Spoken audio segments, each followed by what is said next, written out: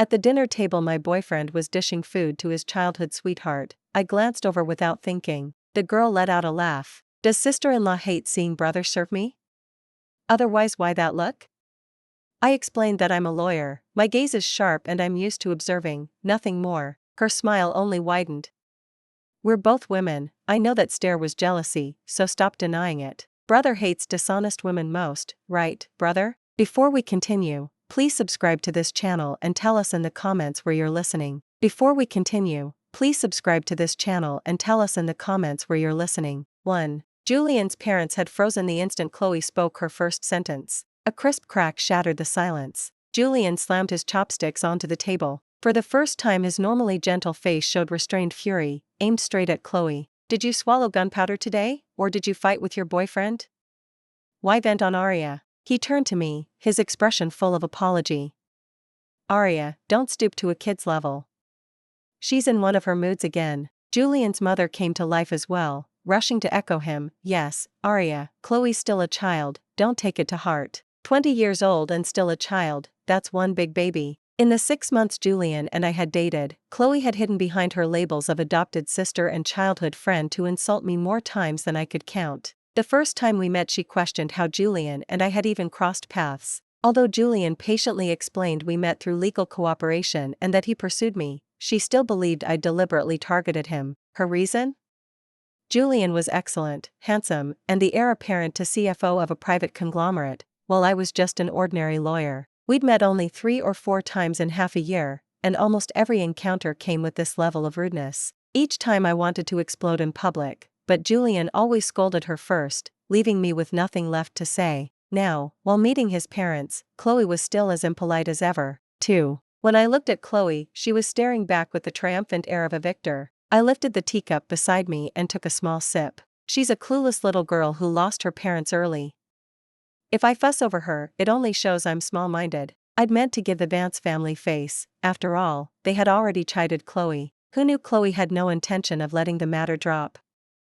Sister-in-law, when you say that, are you showcasing your generosity or implying I'm being unreasonable? Enough. Julian's rebuke shot up an octave. Chloe, stop inventing things. Chloe's eyes reddened instantly, fat tears ready on command. Brother, you're yelling at me for her sake? Now that you have a girlfriend, have you forgotten the little sister you grew up with? She swiveled her artillery toward me again, voice quavering but every word a razor. I just felt sister-in-law's eyes held ill will. She's been out in the world for years, she must be an expert at pretending, and the internet is full of stories of sisters-in-law hating little sisters. For a simple student like me to question it is only normal, right? I set my teacup down, porcelain met wood with a clear clack. What exactly am I pretending? Chloe, as though she'd waited solely for that sentence, instantly produced her phone and opened an app. See for yourself, you were cyberstalking my social feed at midnight yesterday. 3. She spun the screen toward everyone, a view log glowed on the display. You combed through every single post and lingered in my album, especially on the couple photos of brother and me from childhood. You stared at them for a full minute. Her voice sharpened, carrying the thrill of exposing a lie. Dare you claim that wasn't jealousy? That you don't have a guilty conscience? What normal woman spies on her boyfriend's little sister like that? Julian snatched the phone, his face flushed and paled by turns. He tried to explain, Chloe, she just fought with her boyfriend and is in a bad mood. Riley, we did not break up. Chloe shrieked, cutting him off. Julian's parents jumped up in alarm, trying to haul her out of the dining room. Chloe yanked free and glared at Julian, cheeks puffed. So what if I argued with my boyfriend? We'll never, ever split. A flicker of something dark crossed Julian's troubled face. He gave a cold laugh that never reached his eyes. Oh? The guy who walks you to class every day? None of your business, brother. Just worry about your own girlfriend. I'm not allowed to care? You're only my brother can't control me. They argued as if no one else existed, the push and pull, the barbed words, the love and hate glances, like lovers in a quarrel. Julian's parents looked ready to be sick. I watched quietly, horrified beneath a lawyer's neutral mask. When their spat veered past all decency, I finally spoke, unhurried. Weren't we talking about me cyberstalking you? How did we land on your boyfriend? 4. Julian snapped back to reality, color draining from his face. Sorry, Arya, you had to witness that. As her brother, I just worry about her choice of boys. Richard also recovered and offered a gentle, helpless explanation. Right. Chloe and Julian were raised side by side, childhood sweethearts. After Chloe's parents died in an accident, we formally adopted her, and Julian has always treated her like a real little sister, so he's a bit protective. I drew out an O, lengthening the syllable. About my browsing Chloe's album, Julian actually asked me to look. We agreed on it. He'd dig out my childhood photos, and I'd dig out his. Your social feed is packed with pictures of him, so naturally I checked yours. You two are so close, didn't he mention our little swap? 5. Chloe's face deflated like a punctured balloon, but her mouth stayed sour. If you say so. But the internet claims new wives are most jealous of little sisters, guess it's true. I swallowed my irritation. Chloe, stop doomscrolling all day, too much of that and you forget what normal life looks like. She choked on the comeback, cheeks swelling, then suddenly remembered something and brandished her phone again. Then what about last week, when you posted a couple photo with brother in the family group chat, specifically at TEDme and said you envy how little I eat yet how great my figure is? What was that supposed to mean? She reflexively arched her back, letting her gaze slide from her collarbones downward, and challenged me with lifted brows. Were you hinting my bodies had technological help? Are you jealous of my figure? The instant those words left her mouth, the silence at the table shattered. Eleanor's composed mask cracked. For the first time, she regarded Chloe with eyes that held both reproach and disappointment. Chloe, what on earth has gotten into you? How could you speak to Arya like that? She praised you in the group chat today because she wanted to make peace. How could you twist that into something ugly? Julian's gaze drifted toward Chloe, anxious to smooth things over. Mom, it's my fault. I told her she could say whatever she feels at home, no need to watch her words. He stepped forward, fingers closing around my wrist to steer me away. Chloe lunged as if possessed, blocking our path. No one's leaving. Her eyes were bloodshot, fixed on me, then swinging to Richard and Eleanor. Uncle, Aunt, if you side with her you're stabbing me in the back. Choose, right now. It's her or me. This house isn't big enough for both of us. 6. I honestly couldn't follow the logic. If she loathed me that much, why hadn't she forced Julian to break up with me months ago? Richard exhaled, slipped a gentle hand under my elbow, and guided me onto the terrace. Arya, let me be straight with you, he began, voice low. Chloe carries trauma from the fire, and she's been diagnosed with paranoid personality disorder. Could you play along, just until she calms down? Tell her you and Julian are having problems, that you're splitting up. Once the storm passes, she'll realize she overreacted and we can all move on. Before I could answer, Julian followed us out. Arya, could you please just give Chloe some slack? She was only 10 when she watched her parents burn. We adopted her, but her name never made it onto the family registry, so she's terrified of being cast out, terrified someone will steal us from her. The explanation struck me as absurd. Afraid of being ignored? Afraid of being replaced? I'm a woman, I know the taste of raw, primal jealousy when I see it. The emotion glittering in her eyes wasn't sisterly protectiveness, it was a woman's instinctive hostility toward a rival. And Julian, the sun around which this twisted solar system spun, did he really fail to sense the undercurrents between him and his adoptive sister? Either he secretly enjoyed skirting the edge of a taboo, or in this malformed triangle, my weight measured so little that he'd sacrifice me without a second thought to soothe Chloe. Fine. We'd only reached the meet the parents stage, we hadn't marched down the aisle yet. When I lifted my eyes again, every flicker of feeling had been erased, replaced by glacial calm. Julian, we're done. A collective sigh of relief fluttered across the terrace almost before the words finished leaving my mouth. From the living room came Chloe's triumphant snicker. Arya, I'm glad you're finally bowing out. Deep down, you know you were unfaithful to my brother. You just couldn't keep lying to him, could you? 7. 3 pairs of eyes snapped to me in unison. One crisis hadn't ended before the next erupted. I dragged in a long breath, outrage churning in my chest. Chloe, you've humiliated me again and again tonight.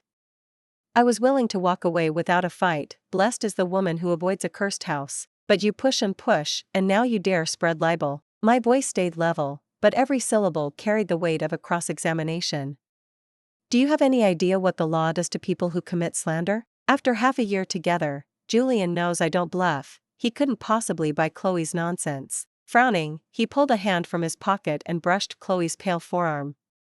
Chloe, you can't fling accusations without proof.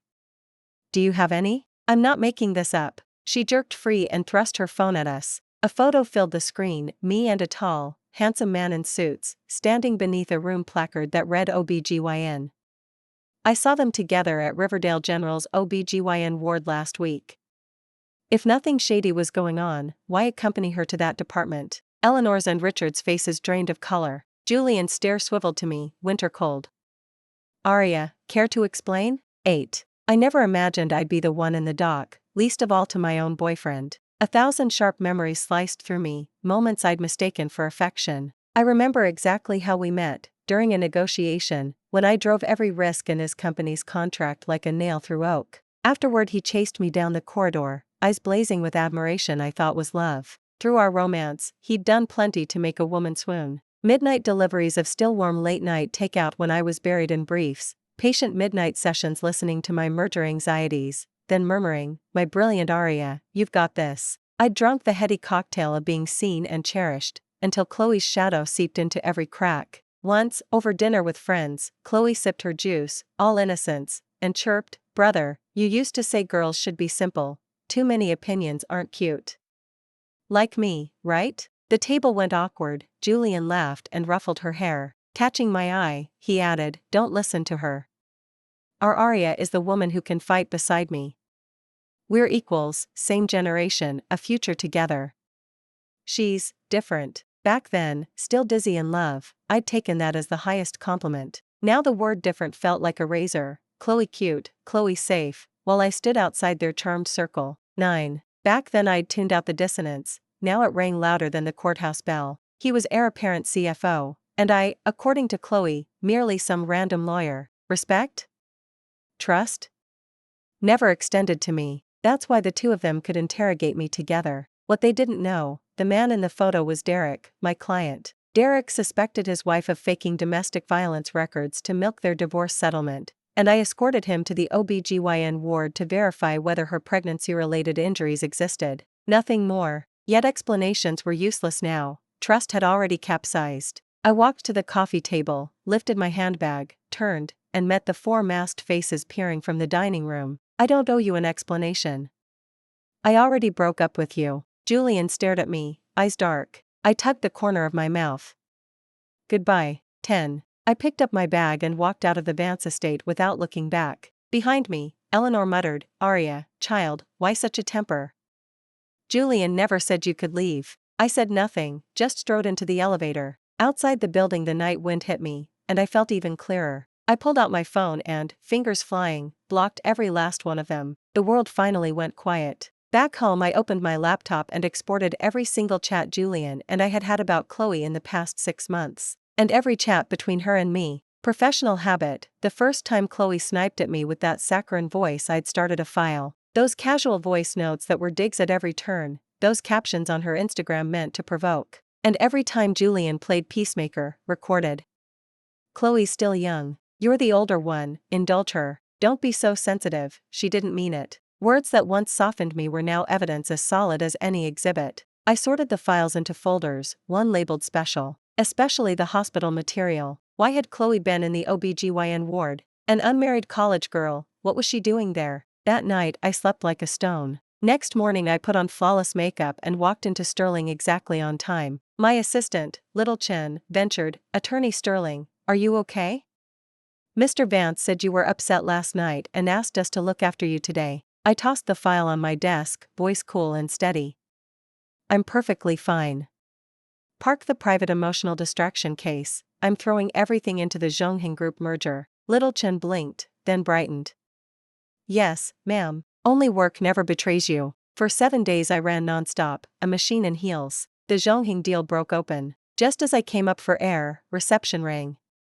"Attorney Sterling, Mr. Vance is here, wants to revisit details of the legal services letter of intent." I arched a brow. Julian. I'd had him blocked for a week, he'd finally cracked. 11. Conference room. Julian wore a razor-sharp suit, still the gentle jade facade, only the purple under his eyes betrayed the sleepless nights. Two of his project managers flanked him. When I entered, he waved them out. "Wait next door. I need a private word with Attorney Sterling." The moment the door shut, the corporate smile vanished. He frowned, tone lofty and scolding as ever. "Arya, are you done throwing your tantrum?" I pulled out a chair and sat opposite him, expressionless. "If this is business, produce the documents. If it's personal, my counseling rate is $500 an hour." Julian barked a laugh, furious. "Arya, enough. We were both angry that night. The breakup was fake drama. I came to you, built you a staircase, just walk down and it's over. Do I have to kneel before you feel important?" He braced both hands on the table, leaning in, trying to swamp me with that old intimidation. "I've already talked to Chloe. She promised to watch her mouth. You're a grown woman, why hold a kid's grudge? Unblock me. Come home for dinner tonight. Mom made the braised pork you like." I stared at the man I'd dated for half a year. He felt like a stranger. He still thought I was staging a little fit. That if he crooked a finger and tossed me a sweet, I should wag my tail in gratitude. I picked up the glass of ice water the assistant had just set down. While he rattled on about our reconciliation schedule, I flicked my wrist. Splash! The water hit him square in the face. Droplets slid down his perfect hair, over his stunned eyes, onto the silk tie. Julian froze, mouth open, unable to process. The glass wall let every employee and client outside watch in shock. I set the empty glass down, the base clinked sharp against the wood. "Julian, are you deaf? We are over. That means zero personal relationship between us. If you use work to harass me again, or try to coerce me, I will file suit for defamation and sexual harassment against you and that foul-mouthed Chloe." Julian wiped his face, finally rebooting. His skin mottled purple, eyes flickering with something I'd never seen, panic. "Arya, are you insane? You dared to throw water on me?" I gave a thin smile. "Feel awake now? If not, I don't mind a refill." 12. That glass of water doused Julian's fantasy of patching things up. It also shredded his nice guy mask. Since soft tactics failed, the family went hard. Julian started trashing me in every mutual circle, claiming I was domineering, pathologically controlling, that I manufactured drama out of thin air, even hinting I already had a new man. I didn't get it. If they loathed me so much, if they'd rather sacrifice me, why keep chasing me now that I'd walked? Weren't they the ones who looked down on me? Soon my phone rang with an unknown number. Eleanor. The moment I picked up, razor-sharp screeching poured out. "Arya, how can you be so vicious? Our Julian is heaven's chosen child, raised in the palm of my hand, never a harsh word, and you dared throw water on him, humiliate him in public? What poison is in your heart?" I held the phone at arm's length, idly flipping a brief. "If you're here to curse, book a neurology consult first. If your son is heaven's chosen, tell him to stay up there, stop descending to plague mortals." Eleanor's voice shook. You have no upbringing. Our Julian is perfect, he can have any woman. Choosing you was your luck. I actually talked Julian into giving you another chance," she began. "I told him you're quiet, a little dull maybe, but at least you've got a respectable job and the patience of a saint. I said, be more tolerant, son. And how do you repay that? By showing zero grace. Chloe is his sister. If you, as her future sister-in-law, can't stomach even a whiff of jealousy, how will you ever run a household?" I couldn't hold it in, I burst out laughing. "Auntie, did you bother looking in a mirror before that speech? What exactly makes you so superior? Keep that blessing for Chloe. Honestly, they're perfect for each other, lock them up and throw away the key. You." Before Mrs. Vance could fire off another insult, I hung up, clean and quick. But that was only the opening act. That night, a hot local forum exploded with an anonymous post. The headline screamed, "Exposed, the Ivy League attorney who looks elite but lives like a back alley call girl." Front and center, the grainy shot of me outside Riverdale General Hospital's OBGYN ward. Below it, a novella-sized rant. It insinuated I use my bar license to seduce married male clients. Said I slept my way to the top, that every win on my resume was bought on silk sheets. It even invented sordid scenes, late-night check-ins at five-star hotels, wild parties, a revolving door of hookups. No name was dropped, but anyone who knows the local bar could tell the target was me. Comments piled up faster than the server could refresh. Some called me shameless, others lamented how deceitful women could be. A few vigilantes started digging for my firm's contact info. I stared at the venom on my screen, oddly calm. I recognized the handwriting in the vitriol, Chloe's specialty cocktail of sweet venom and broken logic. I didn't rush to defend myself or demand the moderators delete it. My first call was to the notary office to freeze every pixel as court-ready evidence. Then I created a burner account and dropped a single line. Spread libel now, cremate your whole family later. Hope the OP never needs the lawyer you're smearing. Chloe bit back within minutes. LOL, the upright fear no shadows.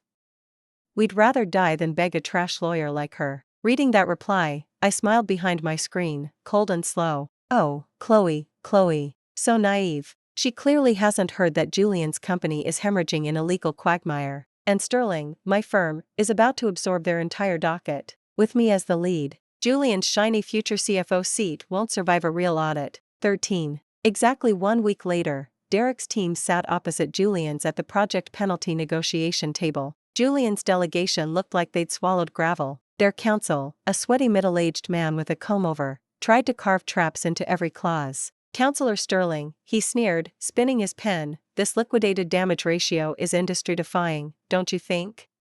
I closed my folder and adjusted my gold-rimmed glasses. Mr. Brown, is it? Article 585 of the Civil Code, penalties up to 30% of foreseeable loss are presumptively valid. Given your client's prior breach record, we have reasonable doubt about their performance credibility. 30% is the floor, non-negotiable. I slid across a stack of color-flagged filings.